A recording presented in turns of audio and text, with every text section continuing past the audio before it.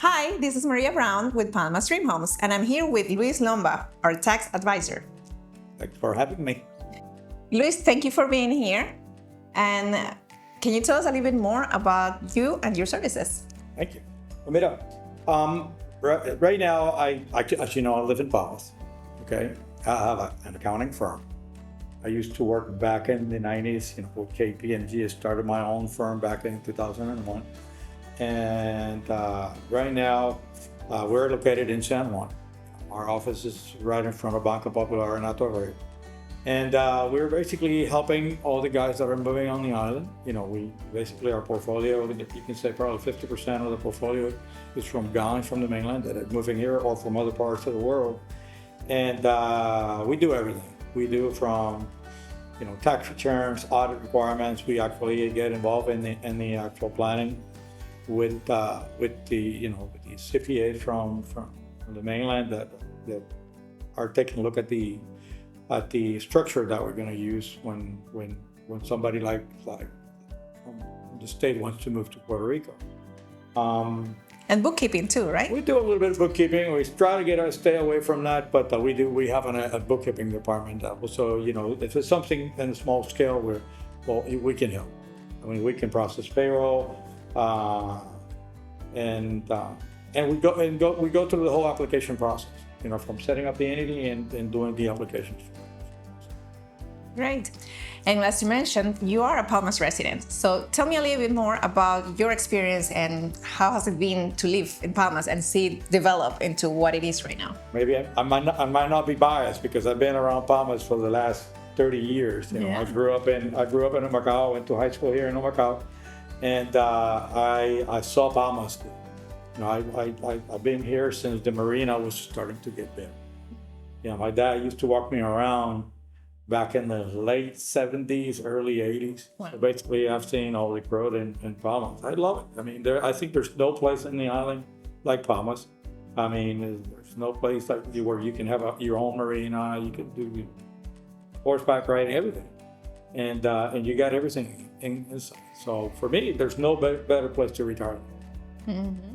And you're also very active, right? You will golf.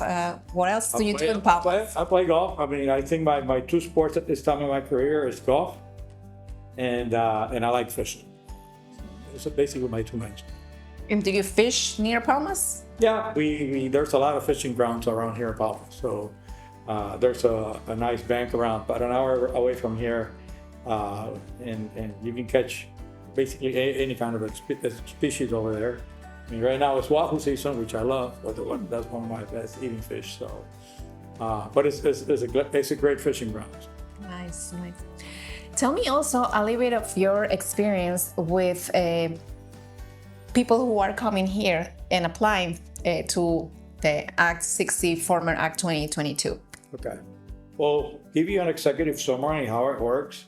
There's two main incentive that is attracting the guys from the mainland and other parts of the world. One of them is what we call the investor loan, the so-called Act 22 before, now under the Act 60. And basically that was designed to attract individuals to move to Puerto Rico, and you get relief basically on all your passive income, with capital gains, interest, and dividends. You pay no taxes. Obviously, there's some requirements for that. You have to make a 10,000 charitable donation every year. You have to buy a property within 2 years of establishing your residency in Puerto Rico.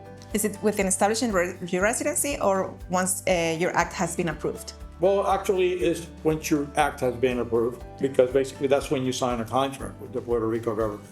Okay, so basically you can argue that technically it's when you get your decree, because that's when you're actually made an agreement. You sign off on an agreement with the Puerto Rico government. The agreement goes all the way down up to 2035. So there's still plenty of time for people to move to the island. The most important part is it's a huge break on capital gain. Whether it's short term or long term, anything that you acquire after you move to Puerto Rico is tax free. Okay. Obviously, there's some specific rules for investments that you had prior to moving to Puerto Rico. Obviously, that's a little more detail. I don't want to go into that, but it's there's specific. You can also benefit from investment that you had prior to moving. Okay. Dividends and interest is also exempt in Puerto Rico. The only caveat with that is that most of those dividends or interest that people receive on the island are what we call U.S. source income because they're being paid by somebody in the U.S. or any other foreign country. And even though they don't get taxed in Puerto Rico, you still got to pay taxes to Uncle Sam. Okay. That's probably one of the major incentives that is attracting a lot of the guys to Puerto Rico. And the reason why this all works for U.S. citizens moving to Puerto Rico is because there's a specific section in the U.S. code that provides that if you become a bona fide resident of Puerto Rico, once you establish your residency, anything that is considered Puerto Rico source income gets excluded from the federal. Okay, and that's why all this works for any U.S. citizen. Good thing is that you can reduce your overall effective tax rate. You don't have to relinquish your passport. Yeah. Because some, high net worth individuals, some guys sometimes end up relinquishing their passport and going somewhere else in any other countries. But in this case, we're 2 hours away from Miami. Yeah. So that's pretty close, and you don't have to relinquish your passport. So I think that's very important. The other one that is also attracting a lot of people is what we so-call the Act 20, which is what we call now the Export Service Act. And just people they bring their business to Puerto Rico, and they provide services in Puerto Rico to customers located outside of Puerto Rico. And by doing so, all the income that you generate gets taxed at 4%. Okay? And the dividends are tax-free. It's good to mention that the dividends are tax-free whether you have the Investors Act or not. Some people ask me whether do I need both or can I do one or the other? And you can do one or the other.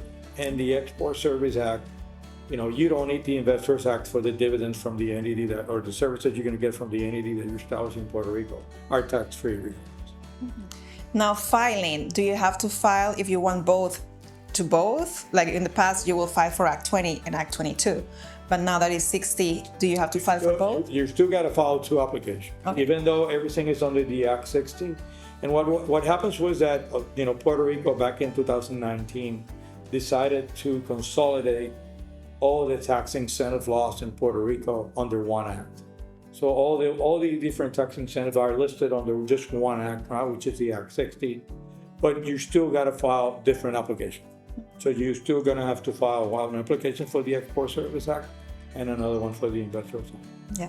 Now, is this an act or like a tax incentive that only applies for people who are not from Puerto Rico?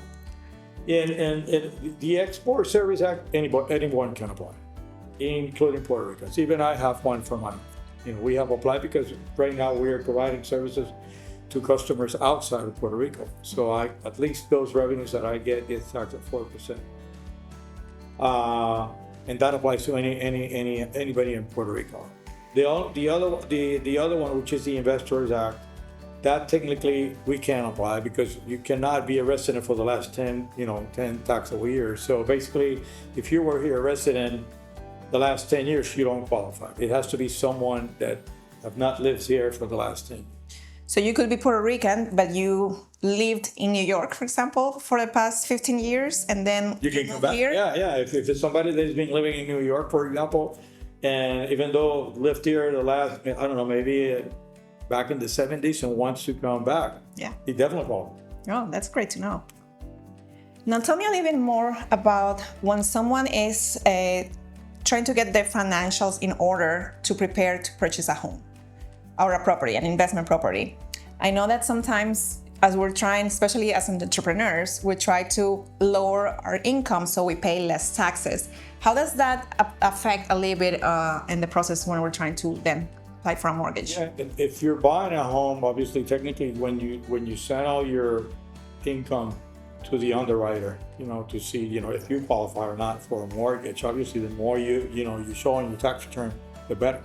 So you better have accurate returns when you send all the information to the mortgage banker or whoever's involved in the underwriting. for when you're applying for a mortgage. It's a good thing to mention that a lot of the guys that are moving here, I'm getting a lot of questions because a lot of the guys are making a lot of their revenues now under one new Puerto Rican entity under the Export Service Act, and it's been a challenge with some of the underwriters proving the amount of income that they're generating, because everything is split in different returns, and a lot of the income is tax exempt. So it's funny because it's been a little challenge explaining all of the situations to some of the underwriters, and we got there's people are doing banking with even companies outside of Puerto Rico.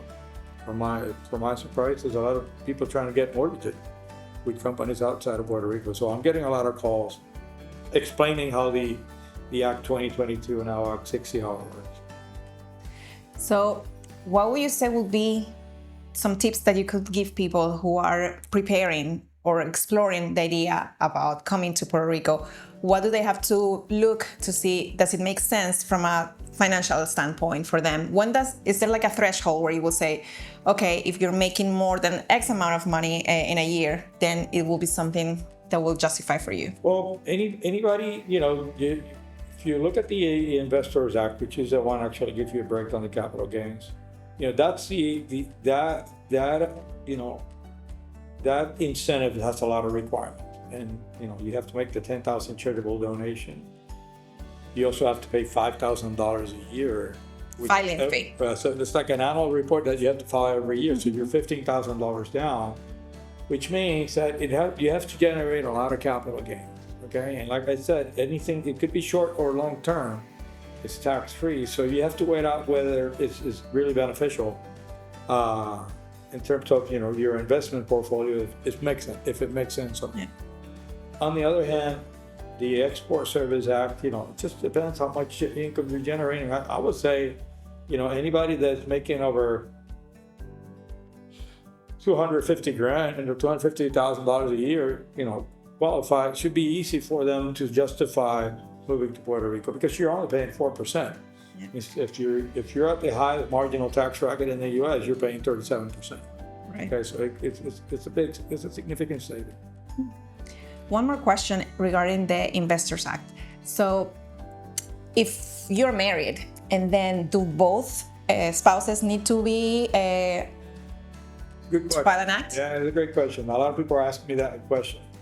The answer to that question, yes. Both of them. If you got, if your guys are keeping all the accounts together and everything's together, you both need to get your investors out. So talking about 5,000 donation. You got $10,000 each, and then you got $5,000 each one, so you're $30,000. Right. Okay, so that's a significant change. One thing that we have seen is that sometimes they say, no, everything is under one of the spouses, and all the information is under one of the spouses. And they decide file, and you can do this in Puerto Rico, you can file your return married, filing separately. Right. So, one of the spouses will get the tax incentive, under the Investors Act. And then, as long as everything is under that person's social security number, you can get away with just, getting just one of those. Okay. Now, another question. I know that there's people who have been buying properties and putting them under an LLC. How does that work, and what are the implications from a tax point of view? There's a reason for that. When Act 22 was enacted, there was not a clear definition of which capital assets qualify for the exemption. Okay, so it was presumed that all capital assets qualify for and basically I think that's the way it works, because it was pretty open.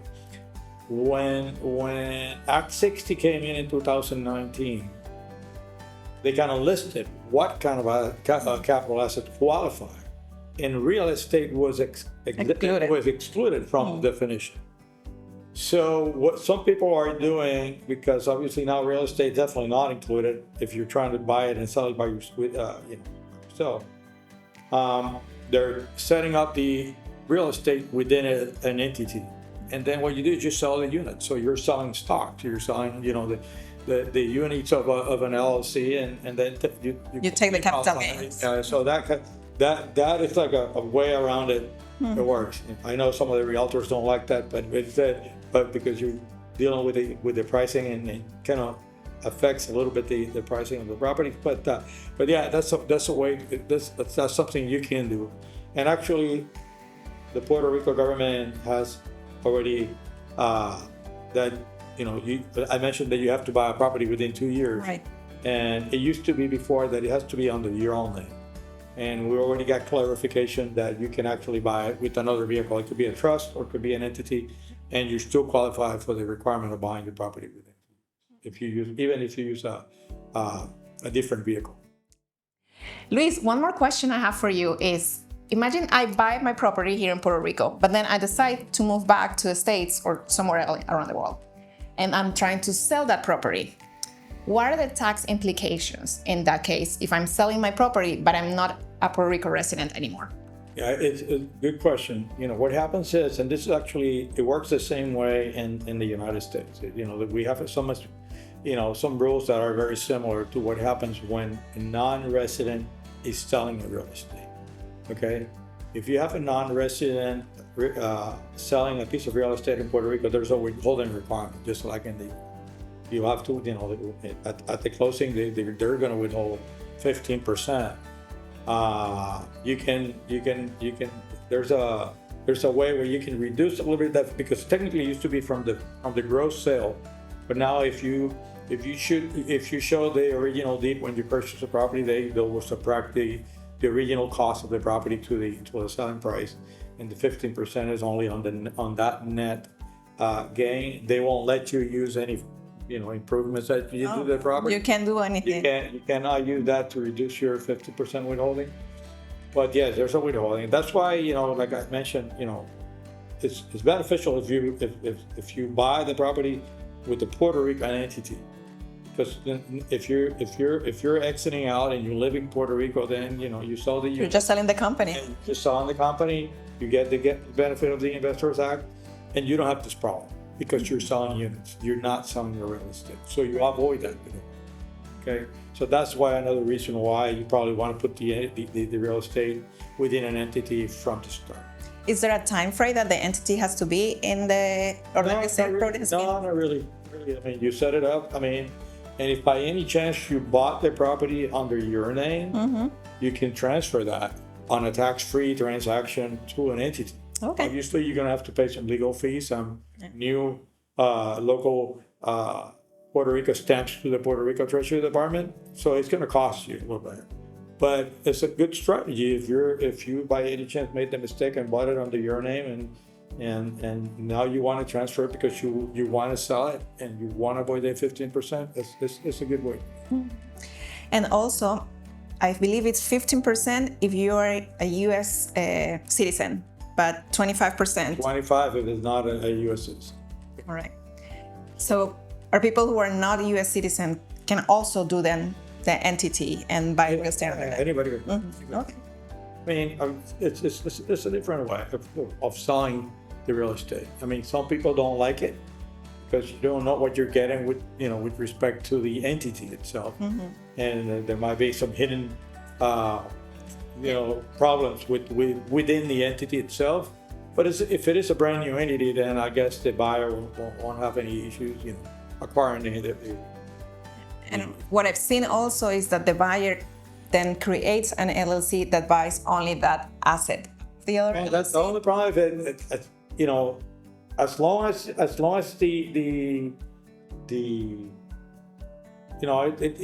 you want to buy it, you want to try to buy the existing LLC. You don't want to create a new one. Okay. If you're already here, just buy the LLC that is in place, because you're trying to help the seller. And by the way, this could be a negotiation between the seller and the buyer, because obviously the seller is going to be saving some money under the Investors Act. So there might be some negotiation with respect to the price if the buyer decides to buy the entity. Existing LLC. Okay. Well, thank you so much for your time. We hope you enjoyed the content.